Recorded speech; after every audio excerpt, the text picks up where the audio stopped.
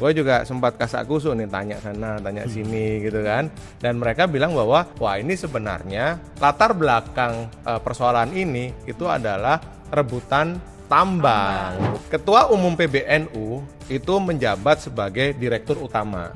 Sementara Rais Am itu sebagai komisaris utama. Gitu. Oke.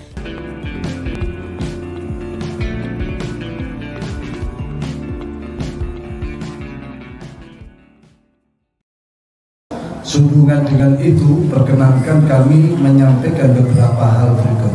Satu, bahwa terhitung mulai tanggal 26 November 2025 pukul 00.45 WIB, Kiai Yahya Khalil Stakuf tidak lagi berstatus sebagai Ketua Umum PBNU, sehingga tidak berhak menggunakan atribut dan tidak memiliki kewenangan sebagai Ketua Umum PBNU. Dan sejak saat itu kepemimpinan pengurus bersama ulama sepenuhnya berada di tangan Rais Am. Kedua, bahwa latar belakang dan dasar pertimbangan sebagaimana disebutkan dalam risalah rapat harian Suriah PBNU adalah benar-benar sesuai dengan fakta dan kondisi sebenarnya, serta tidak terdapat motif ataupun latar belakang lain selain daripada yang tercantum di dalam risalah rapat.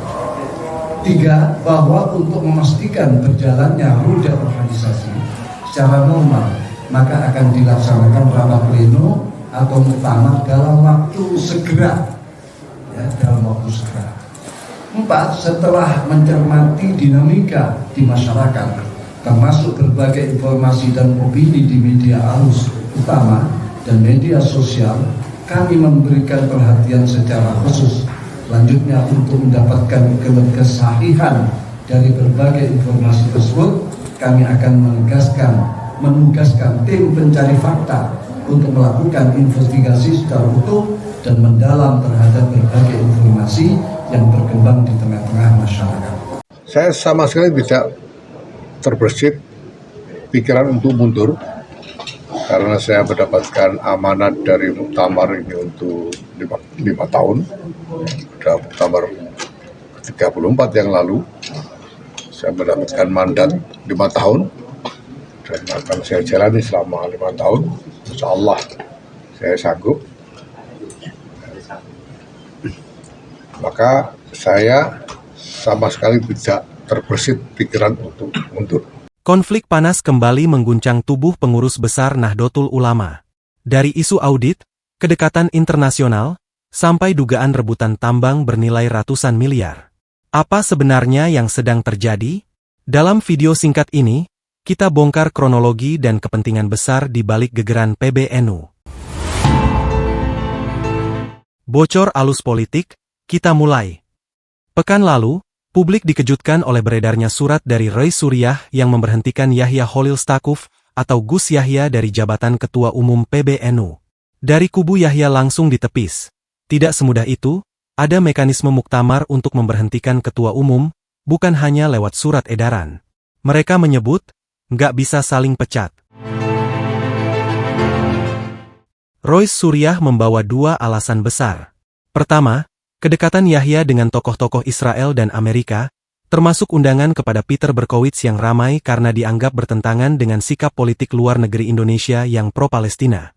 Yang kedua, audit keuangan PBNU.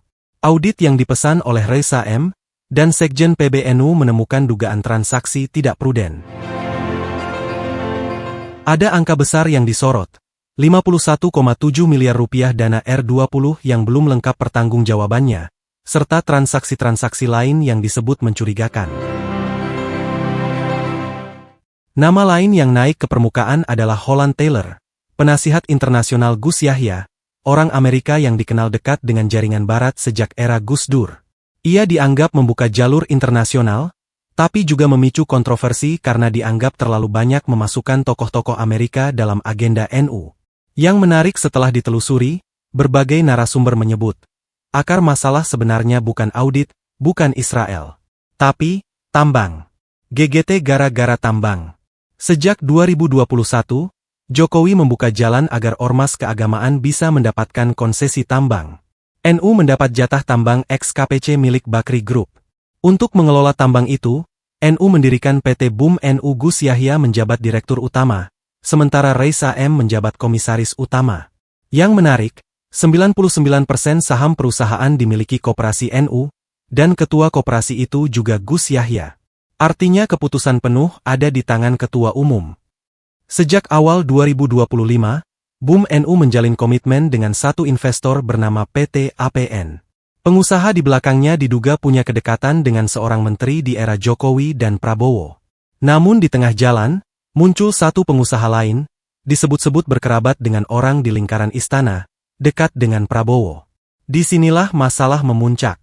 Dua pengusaha berebut menjadi kontraktor utama pengelola tambang NU yang nilainya terbesar di kawasan Kaltim Primakol. Istilahnya, daging semua. Bahkan disebut, wagyunya tambang. Kunci konflik ada di sini. Untuk memulai eksplorasi, PBNU harus menandatangani rekap sebelum Desember 2025. Tapi Gus Yahya tidak mau menandatangani komitmen pertama. Kenapa? Karena muncul proposal baru dari pengusaha yang dekat dengan lingkaran Prabowo, dan proposal ini jauh lebih menguntungkan NU. Deposit ditanggung kontraktor. Infrastruktur ditanggung kontraktor. Bagi hasil 70% untuk PBNU, 30% untuk kontraktor. Sementara komitmen lama justru membebani PBNU.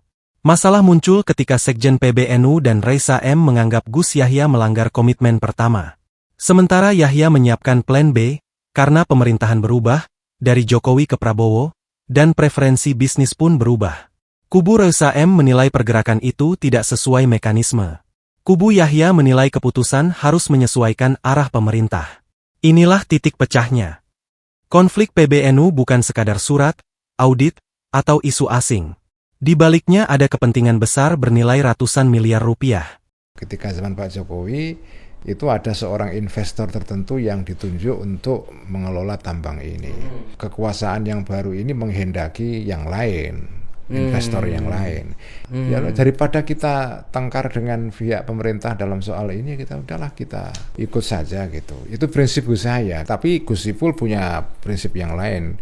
Ya karena sudah janjian dengan investor yang lama, ya sudah kita ngikut. Ya ini kesepakatan ini. Lama, ya. Dan kebetulan investor yang lama ini ya memang investor yang ya secara politik itu memang kurang, ya posisinya kurang oke sekarang. Nah, perbedaan pandangan antara Gus Yahya dengan Gus Ipul inilah yang kemudian membuat hubungan ini jadi bermasalah. Kan? Bener gak Gus kalau pertarungan dua kubu, dua pengusaha, dan dua corak kekuasaan. Akankah PBNU kembali bersatu? Atau justru pecah berkepanjangan? Kita pantau terus. Terima kasih telah menonton. Jangan lupa like, komen, dan subscribe untuk mengikuti investigasi politik lainnya. Link referensi ada di deskripsi.